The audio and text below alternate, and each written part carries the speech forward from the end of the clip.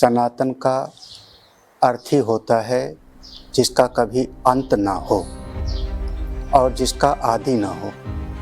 जिसका आदि होगा उसका अंत भी होगा। क्योंकि हमारा धर्म सनातन है, अनादि है और अनंत काल तक है। हमारे सनातन धर्म का मूल ग्रंथ है वेद। मैं वैदिक हूँ। वेद हमारा मूल प्रमाण है। वेद विरुद्ध कोई भी सिद्धांत हम स्वीकार ही नहीं कर सकते, क्योंकि उसमें बहुत सारे दोष की संभावना होती है।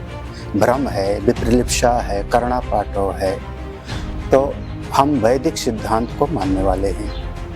वेद का मूल प्रयोजन है आत्मज्ञान की प्राप्ति। आत्मज्ञान से ही जीव को मोक्ष की प्राप्ति होगी। आत्मज्ञान से ही परम शांति की प्राप्ति हो सकती है।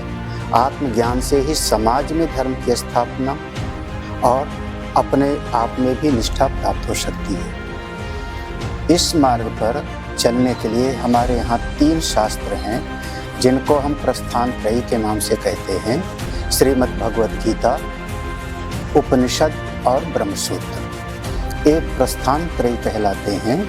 इन तीनों के अनुसार ही जो साधना करता है वो मेरे लिए प्रणम्य है, वो मेरे लिए आदरणीय है। हमारे समाज में सनातन धर्म की स्थापना हो, रक्षा हो, इसके लिए समय समय पर परमात्मा अनेक रूप में आकर के अवतार लिए, जिनमें 24 अवतारों की हम लोग चर्चा करते हैं। कभी राम बन कर के आए धर्म की स्थापना के लिए, कभी भगवान कृष्ण बन कर के आए अधर्म का नाश हो और धर्म की स्थापना हो। और कालांतर में बहुत सारे ऋषि लोग भी आए, जिनमें मैं जगत गुरु भगवान शंकराचार्य की परंपरा का, उनका भी काम था। जिस समय हमारे समाज में विधर्मी लोगों का बहुत ज़्यादा प्राबल्य था, जैनिज्म और बौद्धिज्म, और लगभग हमारे सनातन धर्म का उस समय पर विलुप्त प्राय हो रहा था। उस समय भगवान शंकराचार्य जी ने रक्षा किया। आज भी अगर हम देखते हैं तो भारतवर्ष के चारों तरफ बौद्ध दर्शन का बोलबाला है। चाहे श्रीलंका हो, म्यांमार हो, चाइना हो या तिब्बत हो, या उधर अफगानिस्तान में बड़ी बड़ी मूर्तियाँ मिली। केवल भारतवर्ष में हम सुरक्षित रहे तो जगत गुरु भगवान शंकराचार्य के कारण। ये बहुत सारे महापुरुष आए और ऐसी ही महापुरुषों की परंपरा में हमारे संत श्री आसाराम बापू भी इस धरा पर आए। उन्होंने भी बहुत सारा कार्य किया, लेकिन जो कोई श्रेष्ठ कार्य करता है उसके विरोधी बहुत पैदा हो जाते हैं। हम तो भगवान शंकराचार्य की याद करते हैं। उनका भी हत्या करने के लिए कापालिक आया था और सिर को दान में मांग करके हत्या करने के लिए ले जा रहा था। तब पद्मपादाचार्य जी के ऊपर नरसिंह अवतार होकर के भगवान शंकराचार्य की रक्षा हुई। और न जाने कितने कितने महापुरुषों को हमारे यहाँ पर विधर्मियों ने सताया, परेशान किया। चाहे त्रेता युग हो, चाहे द्वापर हो, चाहे आज का कलयुग हो। ऐसे आसाराम बापू पर भी अन्यायकारी लोगों ने अपनी नीति का इस्तेमाल करके, दुर्नीति का इस्तेमाल करके उनको परेशान किया। और वो सारे जगत में वो चर्चा का विषय है। सब झूठे केसों में उनको इतना परेशान किया। मैं तो भगवान से यही प्रार्थना करता हूँ कि महापुरुषों की रक्षा हो। महापुरुषों की रक्षा होगी तो शास्त्रों की रक्षा होगी, धर्म की रक्षा होगी। विप्रधेनु सुर संत हित लीन मनुज अवतार। भगवान जब भी अवतार लेते हैं ब्राह्मणों की रक्षा के लिए, संतों की रक्षा के लिए, यज्ञ की रक्षा के लिए, गौ की रक्षा के लिए। स्वामी जी, पूज्य आसाराम जी बापू ने जो धर्म परिवर्तन को रोका है और जो पाश्चात्य कल्चर समाज में हावी होते जा रहा था, जैसे आपने नाम लिया, बौद्धों का एक समय बहुत बोलबाला था, जैनों का भी एक समय बहुत बोलबाला था, तो सामाजिक विकृतियां आ गई थी। तो वर्तमान समय में वैलेंटाइन डे, क्रिसमस डे, ये सारी जो विकृतियां आ गई थी, अभी लिव एंड रिलेशंस, ये जो विकृतियां आई हैं, ये सारी विकृतियों को पूज्य संत आसाराम जी बापू रोकने में काफ़ी कामयाब हुए। आपको क्या लगता है? समाज में विकृतियां कुछ तेजी से फैली थी जी। ये करीब 50 सालों में जी हम लोग जब कहने के लिए हम आज़ाद हुए, लेकिन धर्म की दृष्टि से, मानसिकता की दृष्टि से हमको आज़ादी नहीं मिली। वैचारिक रूप से हम उन्हीं लोगों को फॉलो करते रहे जो पहले भी थे, और हमारे उस समय पर शासन के लोग भी ऐसे थे। इतने सालों तक कांग्रेस का शासन रहा जी। क्या कोई उनको हिंदू नहीं मिला जो HRD का जो है उसको मंत्रालय दिया जाता है? शिक्षा मंत्रालय शुरुआत से कोई मुसलमान को दिया जाता रहा। और बहुत सारी चीज़ें ऐसी हैं जो हमारे समाज में हुआ। अनेक संतों ने आवाज़ उठाई, प्रयास भी किया, दक्षिण भारत में भी किया, उत्तर भारत में भी किया। जैसे किसी समय स्वामी श्रद्धानंद जी ने बहुत प्रयास किया, उनकी हत्या करा दी गई। गुरुकुल कांगड़ी के संस्थापक रहे, और भी बहुत सारे महापुरुषों ने। लक्ष्मणानंद जी का तो अभी हुआ, लेकिन स्वामी श्रद्धानंद जी का तो उस समय हुआ जब गांधी जी थे, और गांधी जी ने उनके हत्या करने वालों को बचाने का प्रयास किया। तो बहुत सारा पहले भी होता रहा, अभी भी संत आसाराम जी के साथ भी हुआ घटनाएं। लेकिन हम लोग एक दृष्टि से आशावादी, क्योंकि भगवान ने हमारे भारतवर्ष में शासन सत्ता को ऐसा मजबूत बनाया इस समय पर कि जो हमारे अपने सनातन धर्म को पुनर्स्थापित करने में पूरा प्रयासरत हैं। हम प्रशासन को भूरि अपनी शुभकामनाएं देते हैं, और क्योंकि आज हम कुछ बातें कर पा रहे हैं। नहीं तो एक जो समय ऐसा भी था, लखनऊ में मैं था, उस समय पर जय श्री राम कह करके आप सड़क पर निकल जाते तो आपको जेल में डाल देते जी। और मनुष्य की अर्थी के साथ में 10 लोग भी जय श्री राम कह करके जाना मुश्किल था। वो शासन भी था, और लखनऊ में मैंने देखा उस समय पर जो सो कॉल्ड हिंदू हैं लेकिन पूरा मुसलमान का फॉलो करने वाले, उनका शासन था। और ऐसी भी स्थितियों से हम गुजरे हैं। तो आज कम से कम हम अपनी बात बोल तो पा रहे हैं, हम कह तो पा रहे हैं, तो हमारा शासन प्रयासरत है। एक बात और है, किसी भी चीज का विध्वंस करने में समय नहीं लगता जी। घर भी तोड़ना हो तो 2 घंटे में बुलडोजर तोड़ जाता है जी, बनाने में 2 साल लगता है। तो हमारे सनातन धर्म को सैकड़ों साल तक तोड़ा है। तलवार की जोर पर मुसलमानों ने, और बौद्धिक स्तर पर ईसाइयों ने सैकड़ों सालों तक इन्होंने हमारे धर्म पर प्रहार किया है। तो अभी तो थोड़ा सा समय है जी, ज़्यादा समय नहीं हुआ है। तो हम आशावादी हैं, भगवान कृपा करेंगे। ये जो समाज आज हमको दिखाई पड़ रहा है कि हमारा सनातन धर्म छोड़ करके उधर गया, वही समाज एक दिन पुनः हमारे सनातन को स्वीकार करेगा। और बहुत सारी संस्थाएं विदेशों में भी काम कर रही हैं, हमारे सनातन धर्म की अन्यान शाखाएं, और उसमें दिखाई पड़ता है जब कोई सड़क पर जो है भगवत नाम लेता है तो हृदय प्रसन्न होता है। तो ये समय एक बार पुनः आवेगा। संत आसाराम जी ने भी किया, और भी लोग कर रहे हैं। मेरा सभी के लिए शुभकामनाएं हैं। हम धीरे धीरे सही आज के समय में कम से कम हम सड़क पर कीर्तन तो कर सकते हैं, हवन तो कर सकते हैं। स्वामी जी, एक विषय है समाज में बहुत है कि कुंडलनी शक्ति क्या होती है, और कुंडलनी शक्ति जागृत करने के लिए बोर्ड जगह जगह दिखते हैं। और वैसे मैंने देखा है पूज्य बापू जी के सत्संग में, बापू जी जब संप्रेक्षण शक्ति का करते हैं तो हजारों लोगों को जो है प्राणोत्थान होता है, कुंडलनी शक्ति जागृत हो जाती है। तो उसके विषय में जरा बताएं अभी, और कौन महात्मा हैं धरती पे जो कुंडलनी शक्ति जागृत करते हैं? देखो,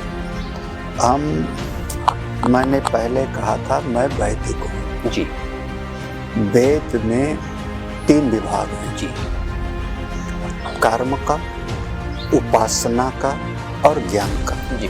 इसलिए त्रयी कांड कहा जाता है।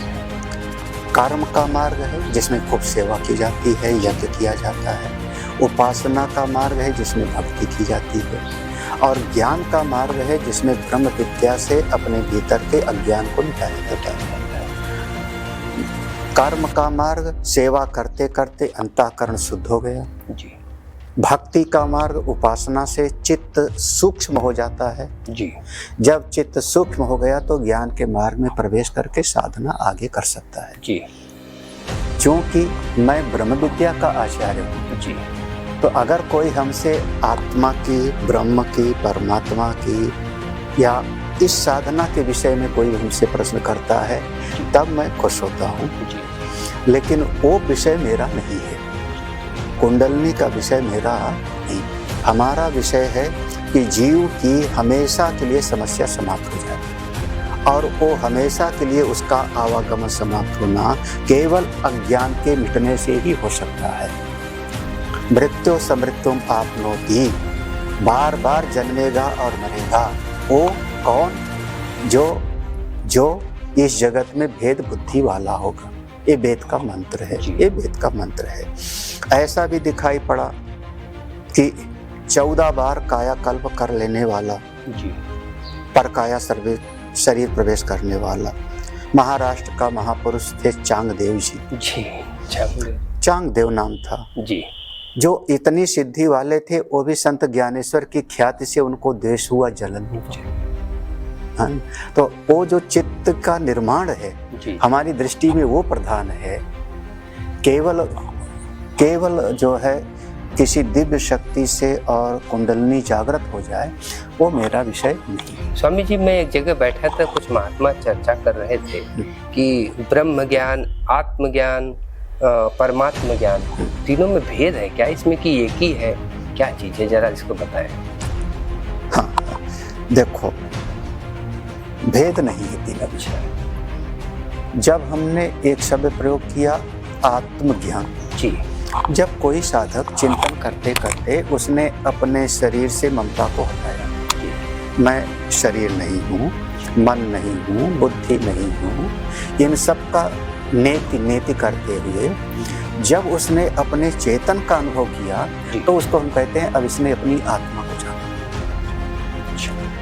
सबसे नेत करता हुआ भीतर गया तो जड़ वस्तु का निषेध हुआ, शुद्ध चेतन में स्थित हुआ, तो हमने कहा ये अपनी आत्मा को जाना, आत्मा। लेकिन आत्मा केवल देह के अंदर ही नहीं है ना जी। अगर देह के अंदर मात्र कोई आत्मा को मानेगा तो परिच्छिन्न सीमित हो गया ना। एक देश में आत्मा है और एक देश में ईश्वर है, ऐसा मानोगे तो सर्वव्यापकता खत्म हो गई ना। तो अभी साधना उसकी पूरी नहीं हुई, भले वो ध्यान करते हुए आत्मा को जान लिया, अब वो और आगे साधना करेगा, जगत का चिंतन करेगा तो वो हम अपनी आत्मा से तत्पद में जाएगा। अब मेरी आत्मा ही सर्वात्मा, मेरी आत्मा ही सारे जगत की आत्मा है, ये जब उसको हो जाएगा अनुभव तब उसको कहेंगे अब इसने ब्रह्म का अनुभव किया। तब इसीलिए हमारे यहाँ का महावाक्य अहम ब्रह्मास्मि। तो ये दोनों तरीके से अब जब उसने ब्रह्म तत्व की अनुभूति कर लिया जो सर्वव्यापक है, सारे जगत का अधिष्ठान है, तब ये जगत की रचना करने वाला कौन है? तो वही ब्रह्म अपनी माया शक्ति से जगत की रचना करता है। उस पर हमारी भक्ति हो, श्रद्धा हो, उसको हम कहते हैं परमात्मा। शुद्ध निर्विकार चेतन तत्व को जब हमने स्वरूप में जाना तो आत्मज्ञान है। वही शुद्ध निर्विकार सारे जगत का अधिष्ठान है, ये जाना तो ब्रह्म ज्ञान है। और वही शुद्ध चेतन जब अपनी माया शक्ति को धारण करके और जगत की उत्पत्ति स्थिति करने लगता है तो उसको हम कहते हैं परमात्मा। जी बहुत सही। इससे एक प्रश्न और स्वामी जी बनता है कि संवेदन, वासना और कलना ये क्या है और कैसे निवृत्त हो, ये जरा सा विश्लेषण करें इसका। संवेदन, वासना और कलना।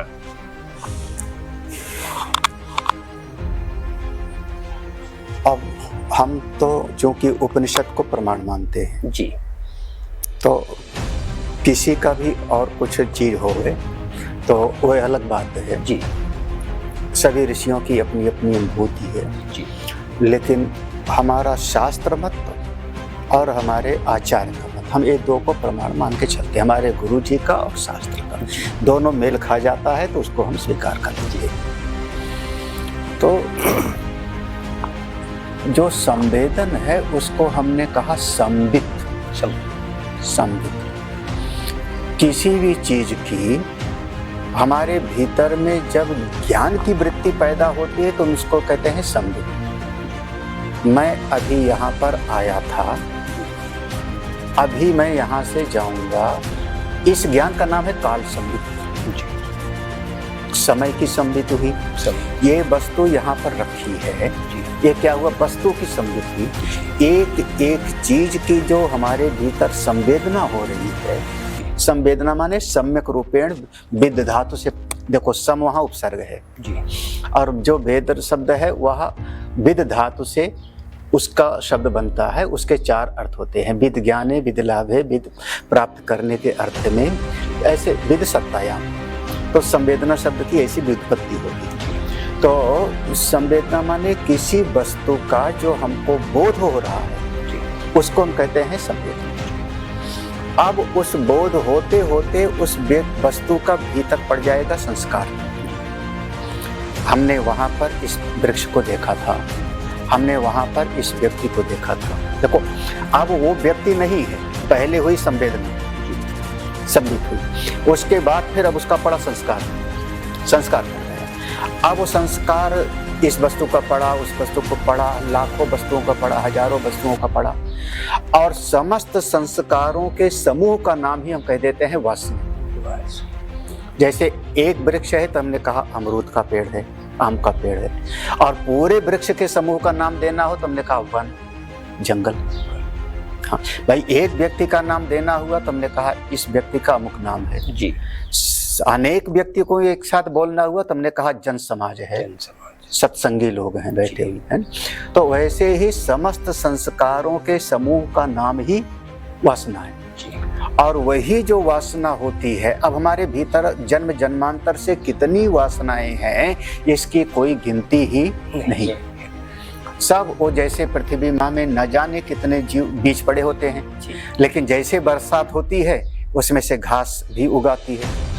कोई किसान घास नहीं बोता जी, वो तो गेहूं बोता है, बढ़िया फसल बोता है, लेकिन वो खेत में से तमाम खरपतवार भी निकल आता है क्योंकि उसमें वो बीज था। भले गर्मी में सब सूख गया था लेकिन फिर बीज वहां पर था। उसी प्रकार से जन्म जन्मांतर से जीव के चित्त में अनेकानेक संस्कार पड़े हैं, वही सब वासना है। उनमें से कुछ वासनाएं जब अपना फल देने के लिए प्रकट होने लगती हैं या वो क्रिया में लाने के लिए व्यवहार करने लगती हैं, तब हम उनको कह देते हैं कलना। जो वासना अभिव्यक्ति होनी शुरू हो जाती है उसको हम कह देते हैं कलना। हाँ, क्योंकि अब अलग अलग व्यवहार में आने लगेगी। फिर हमारे भीतर तमाम तरह की वासनाएं हैं। सवेरे हुआ, हमने कहा कि चलो चाय पीते हैं। हाँ, दोपहर में बात हुई, हमने कहा कि चलो भोजन करते हैं। कौन सा भोजन करेंगे? अमुक वाला भोजन हमको करना है। हाँ, तो ये कहाँ से आया? संस्कार तो बहुत सारे पड़े हैं हमारे भीतर। गुजरात का भी भोजन हमने खाया है, केरला का भी खाया है, हाँ, बहुत सारा पड़ा है, लेकिन आज हमको अमुक वाला भोजन खाना है ना? वो उसकी वासना है। तो अब वो क्या हो गया, जैसे बनारस में मान लो विद्या प्राप्त करना है कोई विद्यार्थी और वहां से बाहर आया, उसको लगा कि आज हमको लौंग लता खानी जी। अब क्या हो गया, तो वासनाएं तो बहुत सारी जी, लेकिन उसमें से एक प्रकट हो गई अब ना, वो कलना वाली, अब वो कलना हो गई। और ऐसे हमको दिनचर्या में प्रत्येक व्यवहार में करते रहना पड़ता है। ये वस्तु चाहिए, अमुक चीज चाहिए, तो हम उसको कहते हैं अब हमको व्यवहार में लगा रही है, वो हो जाती है कलना। हमारी समझ में ऐसी आती है और यही कलना जो है कि अगले जन्म का वो भी बन सकती है। अब हम बिल्कुल, अब जब कर्म करते रहेंगे, देखो अब कर्म का ये है कि जैसे ही हम कोई क्रिया करेंगे जी, अब हमारे भीतर की वासना ही हमको प्रेरित करेगी जी, एक कार्य को करो, हम उसको क्रिया को करेंगे जी। जब हम क्रिया करेंगे तो इससे 2 फल मिलता है जी। फिर एक का नाम होता है दृष्ट फल, एक का नाम होगा अदृष्ट फल जी। दोनों, पुण्य भी होता है, पाप भी। अब हम किसी जगह पे जा रहे हैं, कई जगह जब जा रहे हैं जी, सामने जो है आम का बगीचा लगा है, फल अच्छे लगे हैं, मन में इच्छा हुई एक फल तोड़ के खा लो जी। हमको दिखाई नहीं पड़ा, एक खराब वाला देखो वासना है जी, और हमने एक फल तोड़ा, चोरी कर लिया जी, खा लिया, दृष्ट फल हुआ कि हमारी इच्छा पूरी होगी जी, एक दृष्ट फल हुआ। लेकिन एक अदृष्ट फल पड़ा मन में कि हमने आम का फल तोड़ करके बिना पूछे खाया था। चोरी। अगर 5 साल बाद भी उस रास्ते से गुजरोगे जी। तो वो बात आपको याद आ जाएगी चोरी। कि यहाँ पर मैंने ऐसा कार्य किया था। या कोई गंगा जी आएगा तो उसको याद आ जाएगा कि 5 साल पहले मैं इस घाट पर स्नान किया था। तो देखो, एक क्रिया का 2 फल हो रहा है, एक दृष्ट फल तुरंत और दूसरा अदृष्ट फल पड़ा चित्त पे संस्कार। और वही संस्कार फिर से वासना बन जाएगी, वही फिर हमको दूसरे जन्म में ले जाएगी, फिर तीसरे। तो जैसे हमारे भीतर संस्कार आया, संबित आई, संवेदना आई, संवेदना से संस्कार पड़ा, संस्कार से फिर कलना हुई, कलना से फिर हमने व्यवहार किया, फिर व्यवहार का 2 फल होगा, एक तत्कालिक और एक संस्कार के रूप में। फिर वो संस्कार हमको बार अलग अलग ले जाएगी। इसी का नाम हम देंगे कर्म बंधन। अब बार बार पुनरपि जननम पुनरपि मरणम पुनरपि जननम। अगर कोई साधक, मान लो कोई एक साधक ऐसा हो, महापुरुषों की कृपा से ये सीख जाए कि इस जगत में वो क्रिया तो करे जी, कर्म करे, उसका दृष्ट फल भी हो सामने वाला, लेकिन उसका अदृष्ट फल न पड़े, संस्कार न पड़े।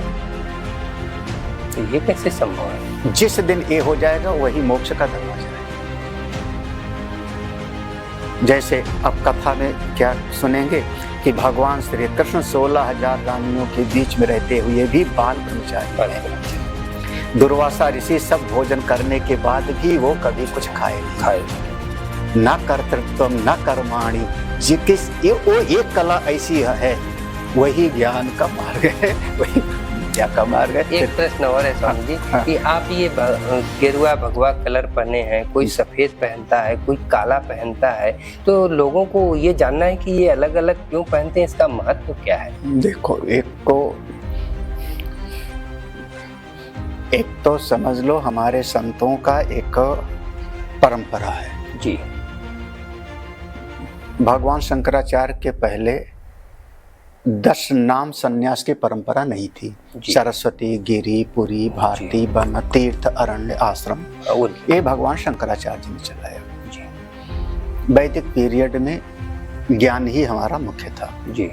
बाद में फिर जो भगवान विष्णु की उपासना करने लगे वो वैष्णव कहलाए जी। हम पंचदेव उपासक हैं जी। जो शिव की उपासना करने लगे शैव कहलाने लगे। गणेश की उपासना करने वाले गाणपत्य कहलाए जी। देवी की उपासना करने वाले शाक्त कहलाए जी। सूर्य भगवान की उपासना करने वाले सौरमंत्र कहलाए। ये पंचदेव उपासना के। इसमें जो शैव मत वाले हैं वो कषाय वस्त्र पहनते हैं जी।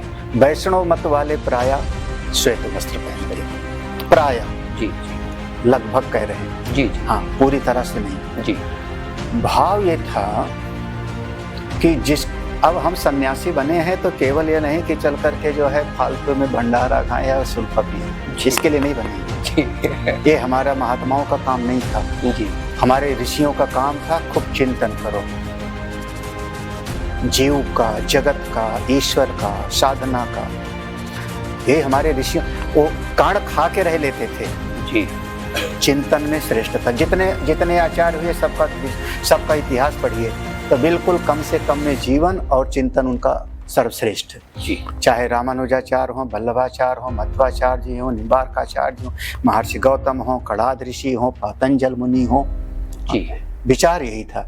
तो जब कोई चिंतन करता था और उसके भीतर ज्ञान की एक भीतर प्रचंड ज्वाला है जी, ज्ञान जल रहा है बिल्कुल, तो जैसे अग्नि जल रही होती है, धधक रही है कहीं पर, कोयला जल रहा है, तो उसका जो रंग होता है वही रंग हो गया कषाय वस्त्र। भाव यह था कि इनके भीतर वो ज्ञान की ज्योति है जी। और मान लो वही अग्नि बुझ गई तो अग्नि जली और जलने के बाद बुझ गई तो सफेद हो गया राख जी। तो उन्होंने कहा हमारे भीतर अब भगवान की भक्ति इतनी हो गई कि अब हमको कुछ जानने की भी जरूरत नहीं, सब जान लिया, पूरा हो गए। तब उनका मन पूरा शांत हो गया तो श्वेत वस्त्र पहनते हैं। भाव यही था। बाकी तो परंपरा में अलग अलग बातें हो। हरिओम तस्सत्।